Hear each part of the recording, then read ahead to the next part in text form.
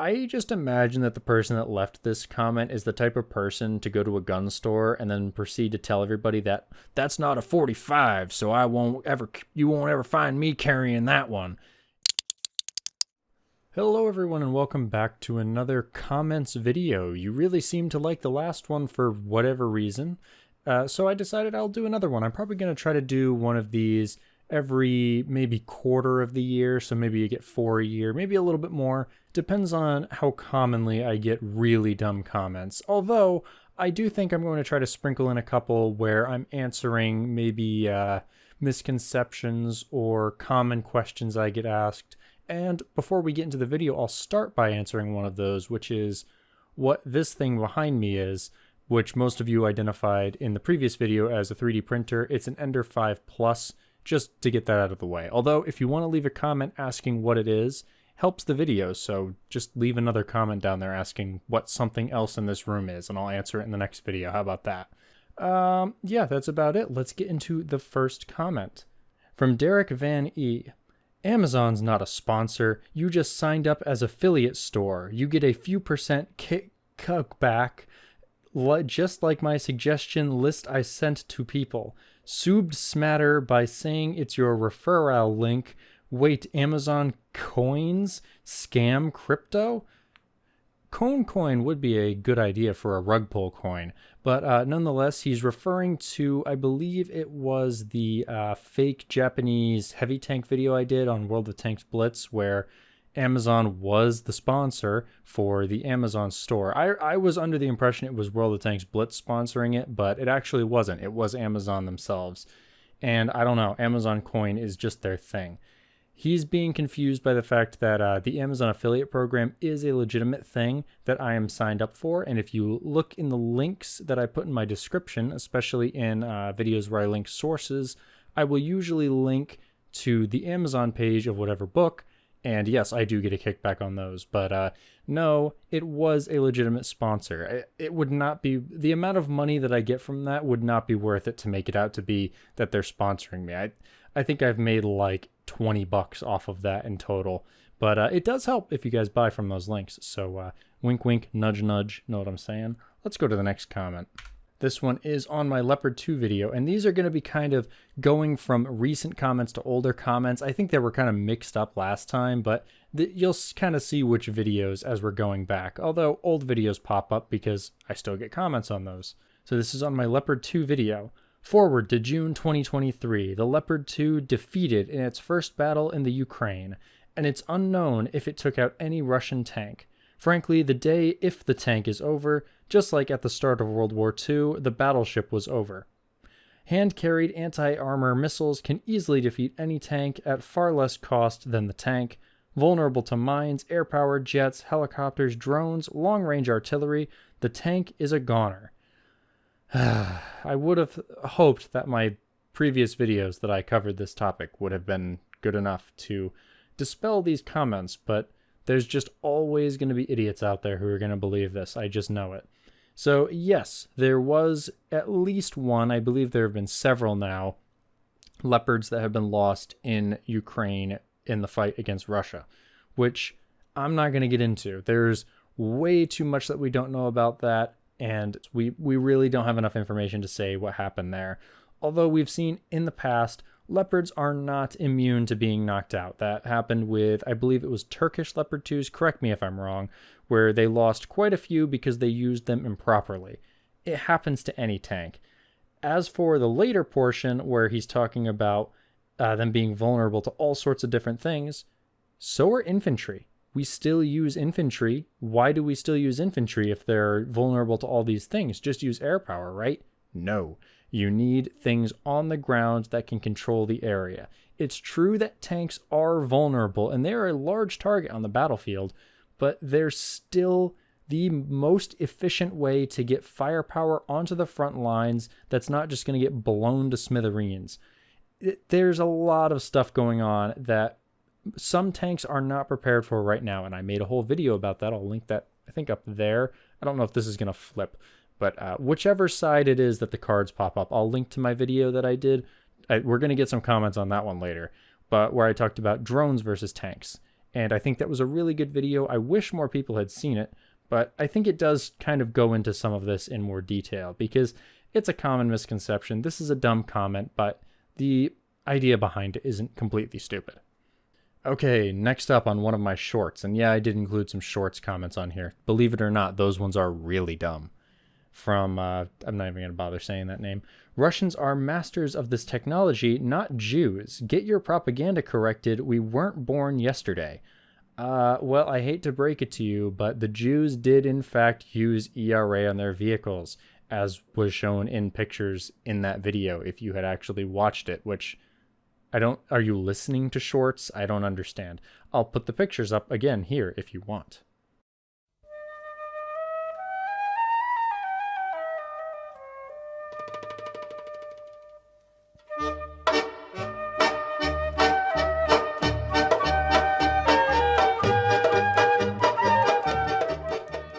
So yes, they did in fact use it. Russia also uses them. That doesn't mean it's a Russian technology. Actually, I think you'd have to go to check out Armored Archives, but I think ERA was actually invented by the Australians. So technically, it's kangaroo technology. All right, next up here, why, and you'll see that I actually replied to this one on my why tanks have a bulge in their barrel. I am a 19K and you are wrong. This is called a bore evacuator. If you're going to do a video, do it right. And I already explained this in my reply comment, which I'll just read for you. Wow, that's crazy. If only I had actually included that term in the video as text, which you could read. If you're going to leave a comment, at least make it on an actual error. I get this all the time. People will come into my comment section and be like, "Herder, why did you say this when it's actually called that?"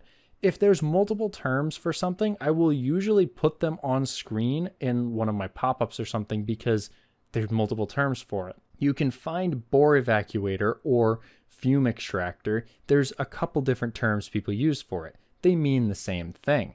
I don't know if people who use shorts can't read. Probably. I don't know if TikTok damages that part of the brain, but I'll leave that to you guys to decide. All right, next one from Wehraboo Slayer. The fact that ConeOfArc is using On the March from the War Thunder Ground soundtrack in a video about World of Tanks just goes to highlight how much superior War Thunder is in comparison. Actually, bro, you got baited. I used that specifically to get you guys to comment about it, but don't tell anybody I told you that. Next comment. From Johannes Bauer. Reminder that Hitler gobbled up territory only after Britain and France declared war on Germany, then immediately bombed German cities, then refused dozens of peace offers from Hitler, who was trying to avoid a continent-wide war. Important points not taught in our schools or shown in our very biased documentaries. I guess those documentaries don't mention a little place called Austria or Austria. Or maybe Czechoslovakia, or Poland? I don't know. I mean, yeah. I don't know what else to say about that comment. That's, I don't know what biased documentaries you've been watching, but just, read, and you'll see that you're wrong. Next comment. Once again, on the ERA video, this one got quite a few stupid, comments, as you will see from the name alone. Only my opinion. Don't get offended. Okay, I won't. When Americans call their weapon system guns, mental age of children, you Yanks. No, actually, guns are commonly used to refer to all manner of firearms, including cannons, which you will see if you look particularly at the British guns, which last I checked, the British aren't Yanks.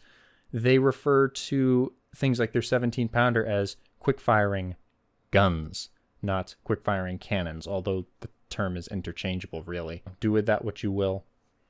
Hitler's Lion, the Panzer VII Löwe, cursed by design, from Dirk Schlebusch? 2 hulls and 3 turrets of the Panzer VII Löwe were built by Krupp, but never produced as finished prototypes. 2 finished prototypes of the Panzer VIII Maus were built, It is interesting that a lion hull was extended and completed as an artillery carrier for a 17-centimeter howitzer. This prototype was later captured by the British and scrapped in 1946. There is a lot wrong with this comment, and I think it stems from the fact that this guy or girl is mashing together like 3 different vehicles. So the 17-centimeter howitzer artillery he's referring to is, okay, I can't think of the name of it off of the top of my head. I'll put it on screen. But it was built on, I believe, a Panzer II hull, not a Lerva hull. There were none of those built. Same with the turrets. It's weird the way he says it in his comment, too. He says they were built but never produced as finished prototypes. So were they built or were they not built? You can't build something but never produce it as a okay, I guess it was never finished as a prototype is what he's trying to say, but there were no turrets built either to my knowledge. It is true that there were two mostly finished prototypes. There was actually one finished, the other didn't have its turret, but there were actually a lot more parts to the mouse that were built. Anyways, dumb comments. You're just getting a lot of stuff mixed up. It's not your fault. You're just making mistakes on the fact that there's a lot of similar looking German prototype concept vehicles from that period. So not your fault. Just before you comment next time, just do a quick Google search to double check, or just go into the description and you will find all of my sources, and you can go and fact check me there to your heart's delight after buying some amazing merch from my website. All right, on to the next comment on my Tiger P video. Too many issues. I think he means problems. Yes, Chris. Welcome to synonyms and basic grammar. They mean the same thing. Next comment. Okay, now we're getting to the drones video. Yes, this one got quite a few comments that I was anticipating when I uploaded it. From COVID masked morons. You kind of understand what's coming when you read a name like that. Quite a lot of propaganda and BS in this. I mean, seriously, Russia's military is inept, disorganized. Zelensky is not a puppet dictator, is just NATO. He never unquoted. What the heck? Okay. Is just NATO/mainstream media propaganda coming from such reputable sources as Blinken, Kamala, or Pelosi. None of those were sources in that video, for the record. And the source is not NATO or mainstream media. It would be the fact that Russia hasn't managed to win against Ukraine yet. I think that's a pretty good indication that there's some sort of issues going on with, or should I say problems, that's the correct word, going on with Russia's military right now. Yes, you are correct. There is a lot of propaganda on both sides, but the fact of the matter remains that Russia is definitely not doing as well as they anticipated they were going to be doing. So it is not, I don't think it's wrong to say that Russia's military has shown itself to be inept. And I believe the next comment of this, oh no, there is another comment like that, but no, this one's even better.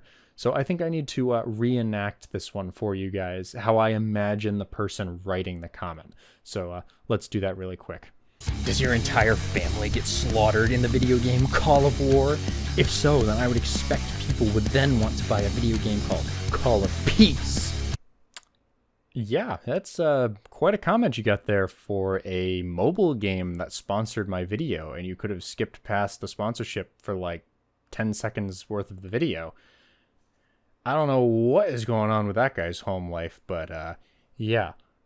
Don't get me wrong, I understand that a lot of people die in wars, but it's a video game, bro. There are a lot of video games out there, and I'm pretty sure the Call of War game has probably some of the most minimal, has the minimal amount of gore you could expect from a game like that. So it's a weird hill to die on, bro. That's all I'm saying. Oh, God, this comment on my Vietnamese gulag, the Hanoi Hilton video, which I'm very disappointed. That video did not do as well as I wanted it to. And I thought that was a very interesting topic, but the people who watched it found it interesting, except for the people who kept leaving comments like this one. I'm not picking on this particular person. I just had a lot of comments similar to this one, and I wanted to say something about it in this video. You know, this would be a sucky, inhumane thing to happen to American soldiers. And then you remember Gitmo's still open. So, I understand what this commenter is trying to say. I understand the point that they're trying to make, that yes, America has not always treated people in the greatest way when it comes to prisoners of war or war crimes, that sort of thing.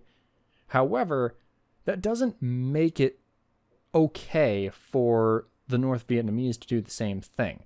There's this really weird thing that people, especially lately it seems like, where one bad thing somehow cancels out another bad thing. Like, oh, well, you say bad thing, so other persons say bad thing is okay. Or we could just say that both of them are bad. Like, putting people in a very bad prison is bad regardless of what area of the world does it. Yes, the U.S. has treated people and the prison system in the U.S. is not great to begin with, let alone where they put terrorists or whatever they want to call them. And it wasn't great for the North Vietnamese to do the same thing.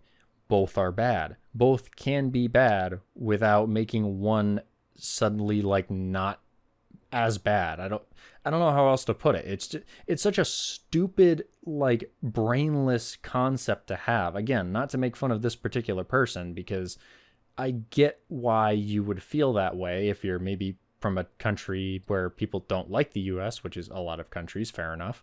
But it's just a dumb concept, and I wish we could move past it, because it does seem to pollute a lot of, especially online discourse with people, where it's just like, well, US do this bad thing, so this other bad thing no longer as bad. No, they're both bad. Like, okay, before I give myself an aneurysm, let's look at the next comment. Again, on the do drones make tanks obsolete. So this is basically the same comment as the other one, talking about how herder, Russia not incompetent because they made an initial blunder. If they made an initial blunder, then it does show a degree of incompetence.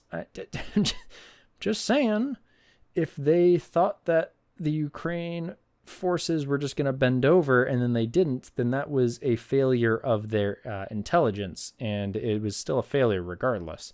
It's just I don't know. The whole idea of, oh, Russia is incompetent is it's just dumb. You can find points of incompetence on both sides, but I think it goes to show that Russia, who is supposed to be this big bad that everybody made them out to be, is just having such a hard time against, which it's understandable when you look at all the details. I'm not going to get into it because YouTube doesn't like it, and I personally don't like to get into current events too much.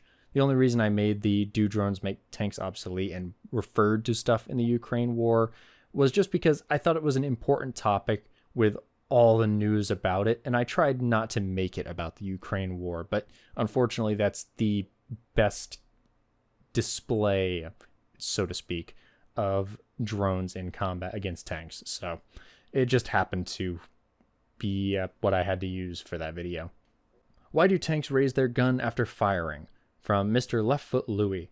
Duh. Or, you're that curious, join the armed forces. Or I could just, like, do a quick short video by looking up the stuff online and sharing with people why tanks raise their guns after firing who might find it interesting. I don't really want to join the armed forces just to find out why they do that. It's just, these are a lot of the dumb comments I get, which they're not even necessarily worth putting into the video, but I just thought this one was entertaining, so I threw it in there. Another on the same video.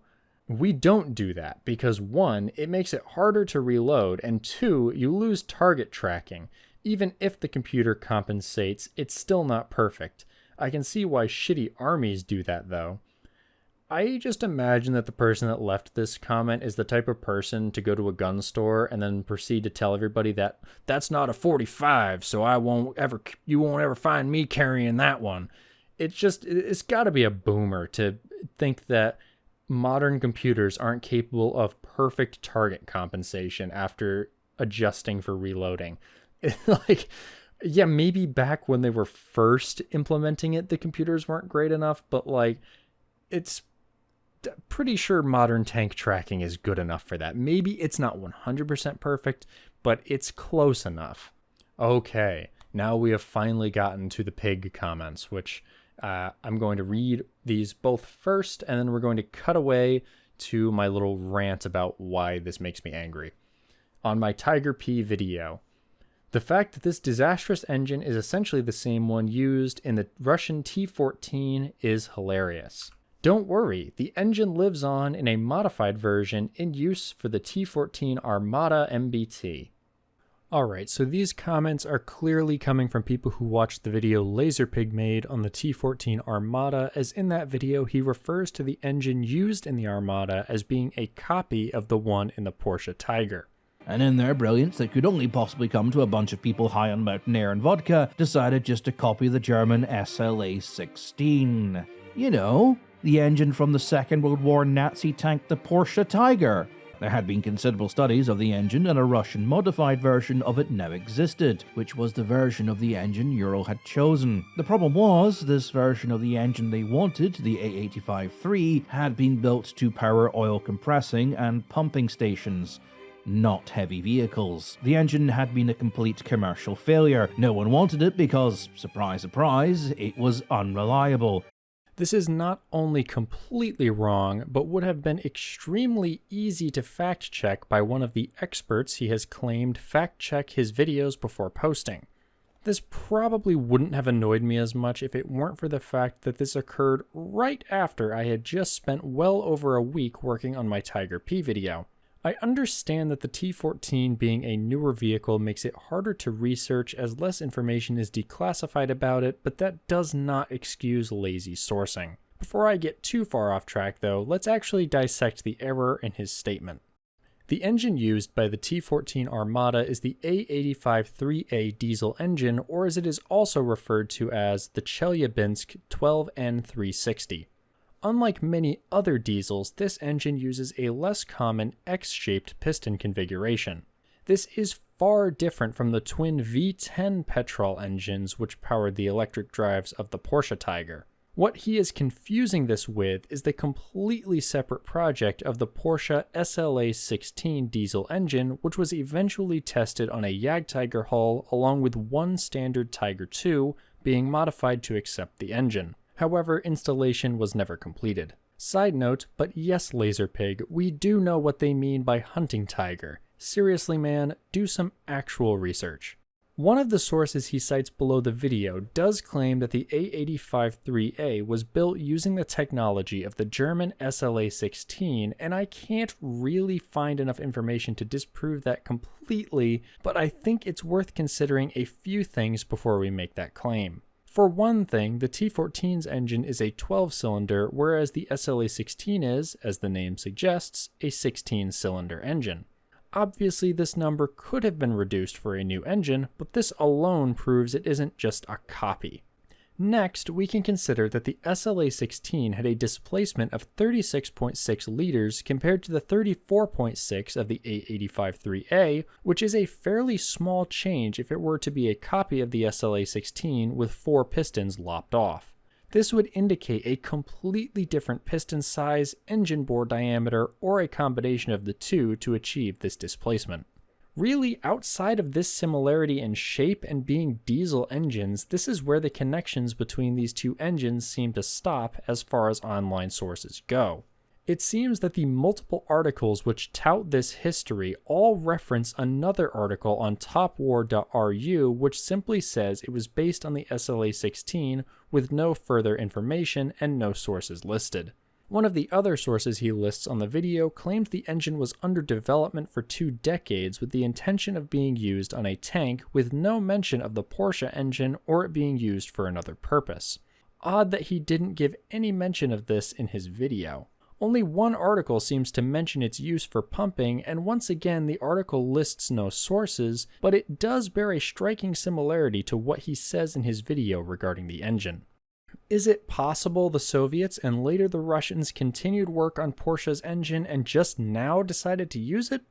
Sure, the Red Army captured a ton of German technology, same as the Allies. Reportedly, this included the previously mentioned Jagdtiger fitted with the experimental engine as well as documents pertaining to it. What they did with that information is not clear. The T-14 is certainly not the super tank Russia makes it out to be, but I have a hard time believing that they would copy an 80-year-old engine for their brand new tank. Taking a step back, this may all seem trivial to many of you, and you aren't entirely wrong, as at the end of the day, that error isn't going to cause anyone to die or anything crazy. That being said though, these sorts of errors are what cause long-standing myths within the community, especially when the video they are in garners well over 2.5 million views. The fact that I have received several comments about this on my own video shows how quickly misinformation like this can spread. We all make errors from time to time, but it is your responsibility as a creator who is making edutainment style content to make sure that information is as accurate as possible, and that means not just using sources, but also your common sense. Now, am I saying to never watch Lazerpig or channels like his again? No. I personally do not care for his content and the clear inherent bias he puts into many of them, but if you enjoy it, by all means watch it. Honestly, you should never trust any information in any video regardless of the creator at face value. Never be afraid to do your own research. Anyways, that's my rant. I seriously needed to get that off my chest before I start behaving like a crazy man anytime I see a pig. I hope you all enjoyed this video or at least found something of value from it, whatever that may be. I'll have some new Cursed by Design videos coming out for you hopefully soon. Thanks as always to my YouTube members for putting up with me going on rants in between the actual content they're waiting for. I appreciate it. If you want more videos like this, be sure to let me know in the comments, and go check out the previous one if you're new to the channel. See you in the next one.